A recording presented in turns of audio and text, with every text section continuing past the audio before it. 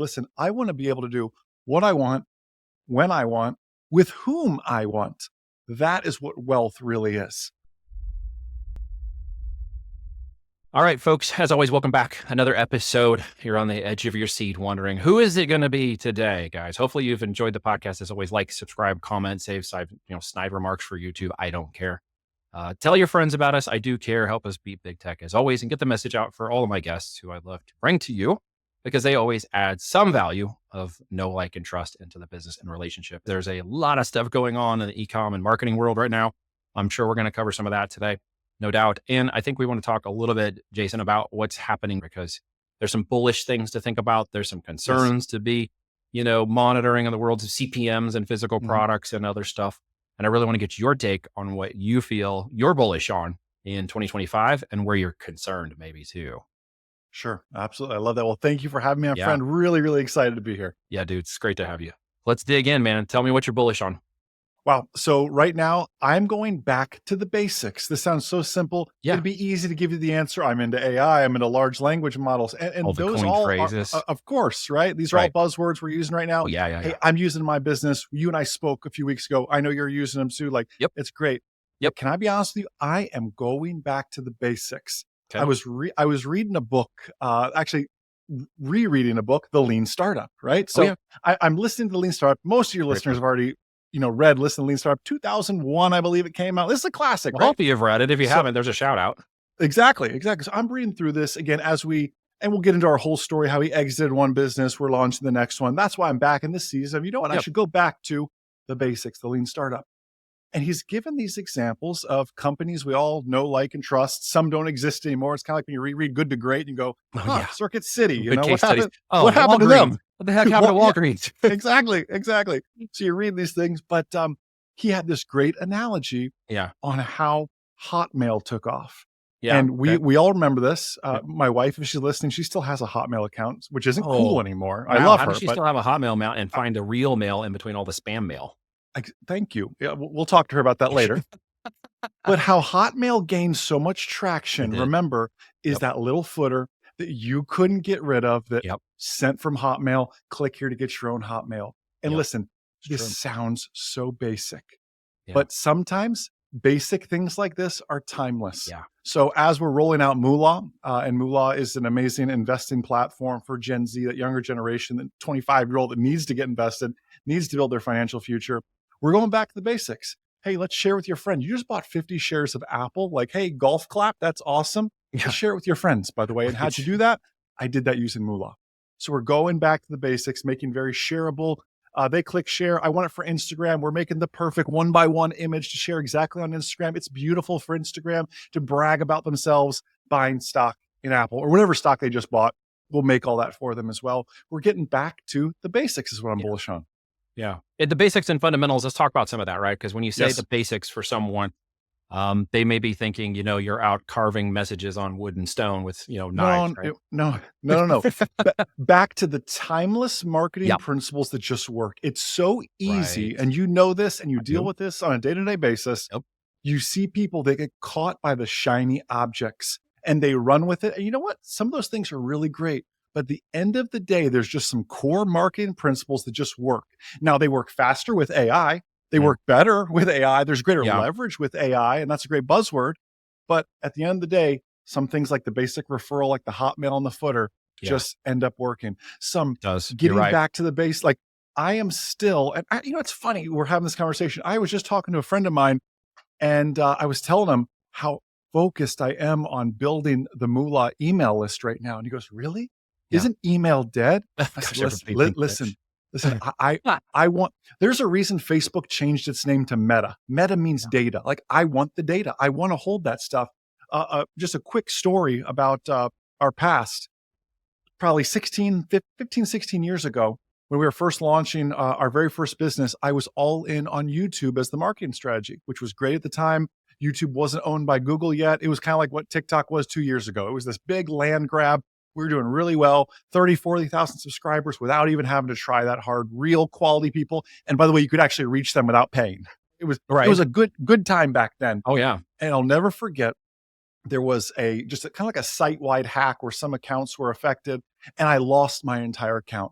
I lost all 40,000 subscribers. And in an instant, I had no way to get in contact with my people. Yeah. And I made a promise to myself that day. I thought, wow, I didn't own those people. Yep. YouTube owned those people. Don't know the list. And from that moment on, I said, I'm building my email list. I'm collecting the data. So if this ever happens again, MySpace dies away, it doesn't matter. I've got the database and we're just going to move to the next platform. TikTok gets banned. I don't care. We're going to move to the next platform and we're going to bring my people there because I have that data. And there are the fundamentals there, right? Pivot, agility. Okay. Not being fragile or having too much fragility, which ends up in your mind, is your ability to move and pivot through the situation of business at the end of the day, solving problems every day in different ways, right? And one of them is, how do I stay in touch with my people? Like, we build emails, we build SMS, we keep in touch with people, we own those. We use service providers who don't own the data. It's just a pass through. And for that reason, I control my ability to talk to anybody at any time in multiple ways. Like you said, TikTok, I got 49,000 followers. Well, they could shut me down tomorrow. Well, that's fine. I've got my YouTube channel. Well, they could shut me down. That's okay. I got my email list. I got my SMS list. I got somewhere I can fall back. You're spot on. And most importantly, we can't just, I hope no one hears this and goes, okay, I'm going to grab as much and keep it all to myself, right? You've got to deliver value in there as well. This isn't about just hoarding and spamming. This is about truly developing relationships. Business is all about relationships. I know we don't get out there and shake hands and do that much anymore at trade shows and everything else, but still we need to be doing the digital handshake and meeting these people and learning about them and taking the time to build the relationship. You're right, 100%. And this is something that we did. It's cyclical in nature, because I think in my experience, 2016, 2019, there was a lot more conferences prior to 2020. There was a lot more gatherings. There was a lot more intent to be together. There was a lot more contact to contact relationship, even in small group meetups, et cetera. So by 2019, I was hosting probably 2 virtual summits a month to just get in front of people and have a conversation, build the know, like, and trust relationship. And I just, for over a year, 2 times a month, I was on live calls, right? Yes. Just constantly pouring into people, building the tribe, building the relationship. Kind of got away from that a little bit in the years past. So I felt this urge, and it's very interesting you're saying that. I may not be the only one, but I felt that urge about 3 months ago, that the systems, the way things are changing, the communications are changing, maybe the desensitization to a lot of the propaganda we've been watching happen. Yeah. People kind of being overloaded by, where do I trust? Who do I trust? And so I felt a need to get back into that again. So now I'm hosting monthly live, meetups for anybody on my list or who comes into my ecosystem to just meet with me for 90 minutes and have a conversation. No pitch, no nothing, just value. That's it. Value, value, value. So I can build that conversation and I can trust. I'm going to be doing that through all of 2025. I am putting out more guest podcasts than ever next year. And I am doing a big effort to just get into a conversation with people. So I resonate. I am taking action. I 100% agree that anybody's listening to this who is in the front running of communication, business development, leads, even if you're a real estate agent, or you're somebody out there in the business development and sales world, you should be thinking about this for the next year. I think the need for community and the community narrative, brand driven aspect of that is coming back and needs to come back in a big way. And that's very cool to hear you say that. Well, I totally agree. And I think, we have this notion, people always say, always be selling, always be doing this. And I kind of flip that on its head. I believe always just be delivering value. Always care about who you're talking to. Always make, like, this conversation right now is the most important thing that's happening right now, right? Yep. That's the kind of detail and focus. And when you do these summits, when you deliver value to these people and you don't ask for anything, it makes it so much easier when you do ask for something. Yeah. And I'm asking for your time. So in response to that and the respect of it, I'm going to give you more than you possibly imagine when you show up. I'm going to give away free books. I'm going to give away free software. I'm going to give away free things. I'm going to give you a whole handful of goodies to walk away from and do something with. Otherwise, I really wasn't providing as much value or differentiation to people. Well, and that to me is that's the mindset shift. Exactly. You've got to shift that mindset from a sell. Let's squeeze as much value as we can out of this opportunity. Yeah. Instead to say, how can I deliver value here today? Sales. Create desperate clients and desperate customers. It just is a bad thing all around, right? And maybe I just reached because I'm older now and I have more kids and I have more patience. Yeah.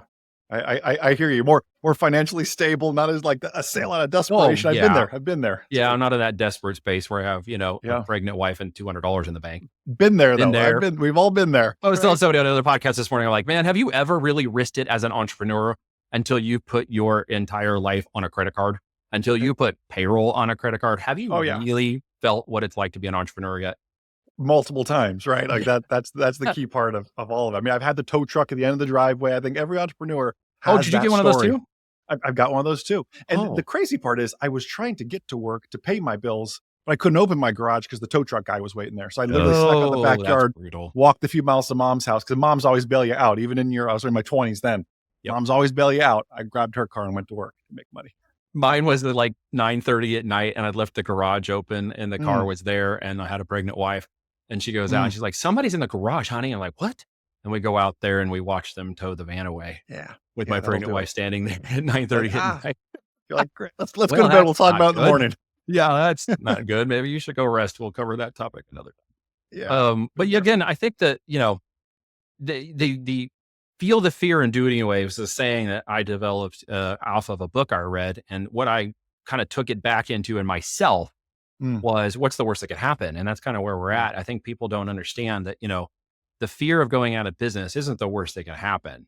The fear of losing the money isn't the worst that can happen. We've both been there. Yeah. What's the worst thing in your mind that can happen? Not living the life that you were called to live, right? Every person is born with what they're supposed to do written on their heart. They know it deep down, and not doing what you're supposed to be doing and what you're supposed to be called for. I think that is the ultimate stab, right? Yep. We need to be pursuing what our freedom looks like for not just for ourselves, but for our family, for those we represent, for those that we are leading, for those that we are mentoring. I think that's the biggest thing. And to your point about failure, don't forget about what Napoleon Hill says in Think and Grow Rich. One of my all-time favorite books. Where my wife and I read it once a quarter. Now it's that good. That's awesome. In every adversity, there's the seed of a greater advantage. Now, what is a seed, right? Well, a seed is absolutely nothing unless you put it, number one, in good soil. And now I've got to water it and I've got to nurture it. And then I got to bring it in because it's winter time and I got to put it back out when it's springtime. And I got to really baby this thing. But if I approach every adversity and say, okay, there's the seed of a greater advantage here. Now, what do I do about this? What was the seed? Awesome. You say, okay, there's a tow truck at the end of my driveway. How could there possibly be good in this? Well, let me tell you, it forced me to get my booty in gear and get a little more serious. Exactly. It was the motivation. Yeah. Motivation back against the wall. I felt, you find in that moment your fight or flight. Right? Absolutely. You find the boundaries of where you personally are willing to take certain things. And that kind of redefined my presence of mind, my tenacity, my perseverance, my, drive to protect and provide and do. And so I just doubled down on the effort, right? I doubled down on the activity. I doubled down on the next steps. And I needed that. It sounded like you did too. Good kick in the butt. Hard to walk through, no doubt about it. Especially with the family and everything else. Recommend it per se. No. But I think the point is it's unavoidable in some cases. It's really unavoidable if you're going to put that much risk on the table. If you're going to risk the opportunity to gain the purpose and value in the end, and in the middle, you're going to risk a lot to get there. And now I'm not hearing you say this, and I'm going to say it out loud for anybody who might think this is part of what we're saying. It isn't about the greed. It isn't about the money. It isn't about that particular focus for gain and purpose. It is the mission and the value of the mission, right? Well, think about this. Someone asked me the other day, because now we're helping people, steward their finances appropriately, especially the younger generation, and educating them on that. Someone asked me, what is wealth? Because I think I need $1 million, they said. I said, you know what? I would argue your freedom number is probably less than $1 million. And I encourage people to approach it that way and instead redefine wealth to say, listen, I want to be able to do what I want, when I want, with whom I want. That is what wealth really is. That's right. So if the kids say, hey, Dad, I want to throw the football, or in your case with 4 girls, Dad, come play Barbies with me. Right? I'm there too, so don't worry. That's pretty judgmental, man. Exactly. But if they say, Dad, hey, come play house with me, come play whatever game it is, I want to be able to say, you know what? I'm in. You're exactly right. Not I got to work. No, I've got these meetings. No, I've got. It really is. That is what wealth really comes down to. Money allows that opportunity, but you could have no money and do the same thing. You are spot on. Yeah, right. You're spot on. May not feel as purpose driven in that aspect. No. Maybe a little more difficult. Been there before when I've discovered I couldn't really do anything but just take care of my family for a time. Because I tried to do what I could do. I tried to get back to business. I even tried to apply for a job, and I was way over, experienced for that, so it wouldn't happen. So really, I just was told to sit down, shut up, and enjoy my family, do what they needed from me, and I was able to do that even when we were poor. So as that becomes translatable to your output, and people who are listening to this who might have millennials or be one who wants to take advantage of something like Moola, then you're going to have to put yourself in a position of not doing what the rest of your generation is doing right now. There was a study the other day that said, what is the number one profession they want and how much do they believe they need to make? Did you see that come out? Can I guess real quick? Yeah, go ahead.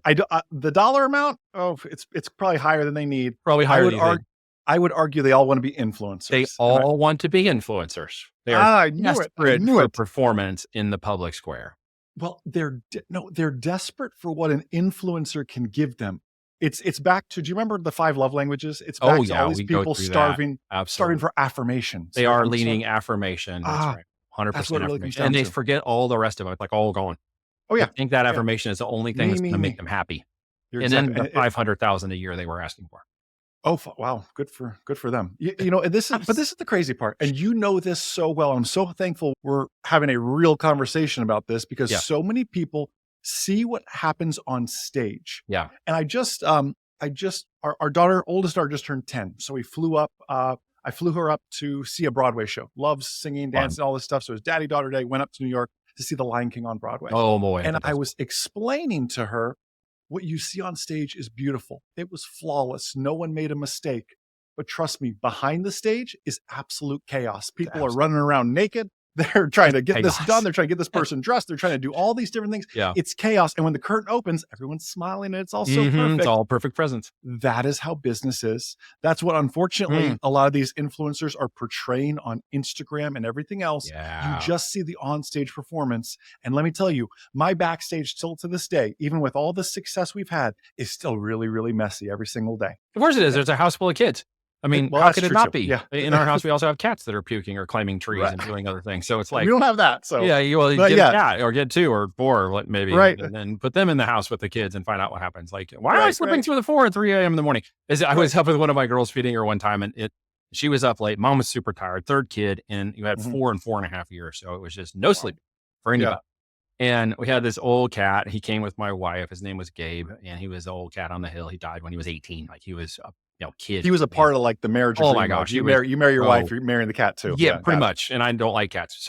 But I love my wife. So I tolerate the cat, but he was more of a dog than a cat. Funny guy. Yeah. And I remember him being up one night with us and the baby was crying and so upset and trying to feed her a bottle. Mom's asleep and I'm trying to calm her down. Here's this cat over there at 3 a.m, like watching this thing done, getting so nervous and upset that he starts to throw up on the floor too. Right. So it was just chaos, right? It was yelling and screaming and bottles and fits and diapers and cats throwing up. That's a beautiful life. That is the backstage. It's the backstage behind the presentation. And that's how it works in business. When payroll's tight and nobody knows it, when this marketing campaign flop, but you're putting a smile on your face and going, everything's great. We're going to make it through this season. Exactly. And it actually turned into a fun event because when we got everybody calmed down and the cat was taken care of and the bottle was fed and I'm sitting there at 4 a.m. now watching infomercials while I fed my daughter back to sleep, up pops a product on an infomercial that we would turn into a 7-figure business later on. Wow. Yeah, it turned into this case study that we had of selling organic. And we called it the As Seen on TV strategy, which built a part of the brand we created. And I literally found it on an infomercial at 4 a.m. feeding my daughter. In every adversity, there's a seed of a greater advantage. You're living proof of it. Got to be at the right time in the right place, right? That's right. Yeah. That's opportunity costs, they're a big one. And it begins at the end of your excuses. So good. And people have plenty of them, unfortunately. Oh, dude. Well, as I say, choose your hard, right? I was hard being poor. Yeah. It was hard wondering where the money was coming from. It was hard putting money on credit cards we didn't have. It was hard wondering if the bills were going to get paid. It was hard when they towed the car out. It was hard going to bankruptcy court with a pregnant wife and dealing with all that nonsense. But I would choose the hard I deal with now over that any day, twice on Sunday. Yeah. Amen. I love that attitude. After 17 that's the approach you have to take. Yeah. Well, you have a long history of this too. You know this, right? Not all things have success. You're on to much greater ventures now, which I love and why we're here talking about it. But what is it that, that generation is really seeking? And how is Moola solving the answer to that problem? Well, the problem is they don't know what they're seeking. They believe they're seeking a larger dollar amount. But what studies show is with every raise, you just raise your lifestyles, which you really do. You get the bigger house, you get the fancier car, you get whatever it is. In reality, you end up percentage-wise just actually net poorer than you were even before the actual raise. Yeah. It's funny. I learned something very interesting at one of my very first jobs. I was 16 years old at Target, and I'll never forget, around January 1st, they kept asking me to work extra hours and work in the electronics department. Yeah. Going, okay, what is this all about? And they said, we sell the most TVs from January 1st to January 15th. I said, why is that? Well, everyone gets their tax refunds. I'm thinking, is that really the right way to be spending this tax refund and everything else? But that is the problem. It's an education issue.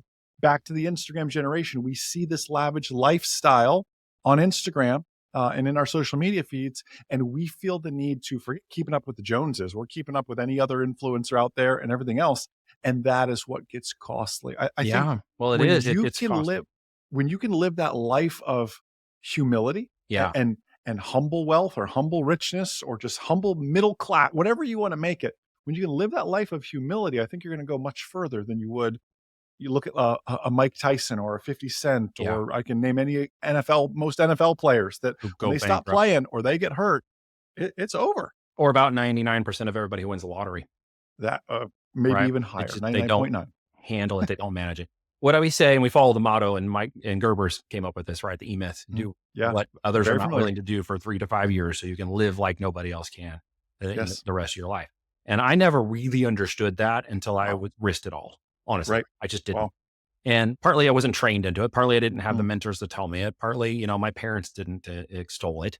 While they were hardworking and, provided what we needed, they didn't give us, everything we wanted. So we had to go get it and I had to learn how to go understand and learn it. We didn't have these kind of conversations with our kids when until much later in their life a little bit, but they're still so young that it was easy to catch up. And they just weren't the conversations that my parents had with me. And many of you are listening to this probably haven't had parents that had that conversation with you either, right? Well, think about it. Why is money such a taboo topic to bring up? Yeah. And yet at the same time, it is a game that everyone is thrown into. Health and money are the two things that everybody is thrown into, whether you like it or not. So you better know the rules. You better know the game because you are placed into that arena and it's time to play. And if you don't know what game you're playing, you're going to get crushed. It's like going into Monopoly and you have no clue how to play Monopoly. That's right. What's this stuff over here? Oh, that's money?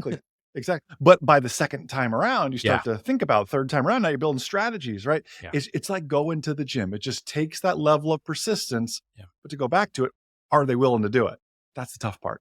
Well, it is a tough part. And that is, as I remind people about this, it's execution. You actually have to do something. Without the execution, you can't get the experience. And without the experience, you will not gain the wisdom. And trust me, what we're talking about here are all the 19-year-old life coaches with their blue, check verified out there telling you all the world is great and showing you the pictures on Instagram and TikTok. And you're getting a false perception of reality literally placed in front of you. And you don't want to probably hear what we're telling you. Hopefully you're still listening for those of you paying attention, because this is for you and you are actually going to take this to heart. But more than likely, this is going to live rent-free in your head until you do something really stupid. And you go through that experience of it. And then you're going to go, oh yeah, I remember that podcast with Neil and Jason talking about this when they told me this is what was going to happen. We are all just headed for change through our own problems, aren't we? I mean, we're all headed to figure these things out on our own. Yeah. Well, Jim Rohn says knowledge isn't power, it's potential power. Yeah. So we all know somebody who knows all about, the markets and finances, but their own accounts are in disarray. I just read a study recently, 65% of mutual fund managers don't invest in their own mutual funds. It's like, oh yeah, I heard another one earlier, just like that. It was like most of the IRS doesn't pay taxes. Unfortunately, I believe that. I believe that too. They know every little loophole, right? And what triggers an audit and what doesn't. And $50 million a year that don't pay their taxes at all. Like, interesting. Yeah, it is wrong business. Well, perhaps, but you look at this and say, okay, knowledge isn't power; it's potential power. So how do I get out there now and do something with this? And that would be my challenge to everyone listening. Right? They've already made it 20-something minutes into this podcast right now. I hope they're walking away with some actionable steps. Go back to your seminar example. You and I have both been to marketing seminars where we walk away with a notebook full of 30 pages. Well, if you try to do everything on all those 30 pages, you're going to do nothing. You always go through, these are the 3 things I'm going to do over the next 3 months. And I'm just going to run with those. The others are really good ideas, but they're just going to stay in my parking lot until I'm ready for them. Right. So complexity is the enemy of execution. When we launched our first business, I had a great mentor that came to me and said, Jason, you don't have to get it right. You just have to get it going. And mind you, our first business was in aviation. Like there's not a whole lot of space to be wrong. And when you're hurtling a hunk of metal through the sky at 120 knots, right? Yep. But he said to me, You don't have to get it right. You just have to get it going. Right. And we got it going. That's and awesome. it wasn't perfect. And we No, had to of make course some not. compromises. Never And perfect. I wish the course was perfect and had confetti when you hit that you were done. And I wish all these things, but it never happened like I wanted it to. Yeah. And we still built a pretty darn good, great business. That's awesome. My reminder to myself, and I tell this to my kids all the time, I do something imperfectly and something perfect will happen along the way. Wow. Right. Time and opportunity, give it enough time and enough opportunity, and you will just be in the right place at the right time. And you will know through that imperfect action that this is your moment. Yes. Don't miss it. Jump in, feel the fear, do it anyways. Right. Well, you've got to put yourself out on that limb where you can be blessed, where you can be favored, and roll with it. If you want to sit back and just sit on your couch and wait for mailbox checks, but you haven't done any of the work, it doesn't like losing weight. Way. Exactly. Not getting up and actually exercising for 18 minutes a day. You got to get out there and get in the game. So what is that? What is that business that is a side hustle for you right now that you need to burn the boats? Absolutely. Cross the Rubicon, whatever analogy you need, and just go all in on this thing. Yeah. Marketing, digital, AI, e-commerce, flipping products. I mean, there are so many things. The barrier is so low now for opportunities. I think in some ways, some of you listening to this right now are acquiescing doing anything because you feel like if you try anything, it's not going to work because there's just so many things you think you could do. Yeah. Try one of them, figure it out, and then pivot without expectation. And we say in our world, don't marry your products. Well, in this instance, don't marry a business model yet. Yeah. Right. You're exactly right. Let me give you an analogy to that everyone can relate to. Did you know that Instagram was first called Bourbon? And it was exactly that. It was a bourbon app where they would take pictures of their bourbon and whiskey and share it with his buddies. And that is how Instagram started. Then they started making these artistic, beautiful bourbon photos. Yep. And it grew from there into not just posting bourbon. They changed their name to Instagram. And here we are today, $1 billion acquisition to Meta, et cetera, and everybody uses Instagram. Well, now if you want to be an influencer who presents a perfect life, go on Instagram and drink your bourbon. but make sure you take it in front of your jet. Exactly. Oh, yeah, and your Ferrari. And your rented Ferrari. Probably. But that's the important point is you have to be willing to pivot. You can't fall so in love with where you are. Like we even building Moola, like things have morphed and changed. Building our aviation business. I was originally going to be a military fighter pilot with my dream. And then I ended up. Know that. Yeah, I was too tall, believe it or not. No, again, that's my story. You liar. Really? No, seriously. I'm telling you. I was going to be an F-15E pilot, but I'm 6'4", and I did ASVAB, I did ROTC, I did everything. Dude, no way. You're my dog. I went, dude, seriously? That's what I wanted to do. I was going through high school just to get to ROTC so I could fly F-16s in the Air Force. That's all I wanted to do. Yeah. You're probably too tall. I was too tall. 6'5", couldn't fit in the cockpit. These problems, I'm telling you. So that's why I went private aviation, ended up teaching. I have never met anybody else who had a story like that. Normally I tell that story. I was like, that's so fascinating. You're like, dude, stop stealing my story. Seriously, you're stealing my story, man. Come on. I love it. That's cool, dude. But you got to pivot. Right? I pivoted. Instagram did it. You did it. I've done it. And we're going to continue to pivot. Did you go to college and fail out? I dropped out 3 times from college. I never finished. I only dropped out twice. How'd you get to the third time? Well, I got asked to leave. This is actually a funny story because the last thing I had to do was an internship. Okay. An unpaid internship. Yep. And at this point, I'm already making good money with our online business and everything else. And thinking, I'm just going to make a fake business and internship because there's no way I'm working. There's no way I'm working for free. Like my time's too valuable. I'm making good money over here. They realized it was a fake business and they politely asked me to leave. They didn't honor my creativity. I was disappointed. So the second time I applied to get back in, it was under the guise that I would no longer email and broadcast the system to all the university through the access that I had. We'll call you Mark Zuckerberg Jr., you know? Yeah, that was my first email marketing thing that I learned how to do. Of course, it was, got fired from my job and they were going to expel me from college and I managed to talk my way out of it because I didn't know what else to do. I went to school on a fluoride music scholarship. I didn't want to go there. I applied to get there and I used the music as the way to even get to university because once I couldn't go to be a fighter pilot, I was like, well, what the crap am I going to do now? It's the second semester of my senior year. I have to be a musician. Something. From fighter pilot to musician. That's a big I did. I was exactly. And I was into studying that and it sucked and the internet saved me. Mm-hmm. Because the internet came online while I was in college and I was like, this is what I want to do. Like something in the internet. I don't know. I want to do it. And nobody knew how to do it. Like we were setting up computers and learning how to network them and nobody had any money. So cool. That's crazy that you had that same experience. So yeah, I failed out twice. I applied to get back in and they're like, okay, you're a sad, pathetic thing. We'll let you in. And then I left because there was nothing else. In fact, I met a guy who was actually a programmer at Sprint when I went out to CMSU in Warrensburg to do a stint in computer science for like 5 minutes. And he's like, I'm a consultant for, I adjunct, I'm a consultant for Sprint. I was like, oh, what is that? What do you do? He's like, well, I program. And I'm like, well, teach me what you're doing so I can learn how to do that. He's like, well, I can't teach you here at the university. I'm like, well, then what am I doing here? He goes, I don't know. Right. Yeah. So I started teaching myself programming and then learned how to program so I could go get a job as a programmer at Sprint, which I did. I love that. This dude, you have hard like your story mentality. Is crazy. Well, it was just pivot. It has to be though. It honestly has to be. You got what you wanted from college. I did. And nothing. And it's time to, it's time I got to, drunk. time to move I on. got some friends. Right. I got a great story. I got no degree. Exactly. I got nothing else out of that whole experience. Not me either. So yeah, you, me, and Mark Cuban. All right. We'll just put ourselves in good company there. That no talent ass clown. You're not comparing him to us. That's not. Oh, cool. You're right. Yeah. I mean, the only thing the guy had to say was something about you don't have resources to be resourceful. It's like the only thing he's good quoted as now. He looked like a middle-aged woman. He's on the downhill slide, huh? He's on a really downhill slide, dude. That's here. True. He's That's down true. here. Please don't lower the true. conversation. Thank you. They'll be bringing us into Shark Tank soon. Yeah, right. Season. Dude, that's awesome. No, I really haven't ever met anybody like that. That was literally my story. How funny. What a parallel path. I'm 48. How old are you? I am 36. I had to think about it for a second. See, I would have ended up in the military at the time in which I would have been deployed was 3 months before Desert Storm. I would have gone to the first major conflict straight out of training.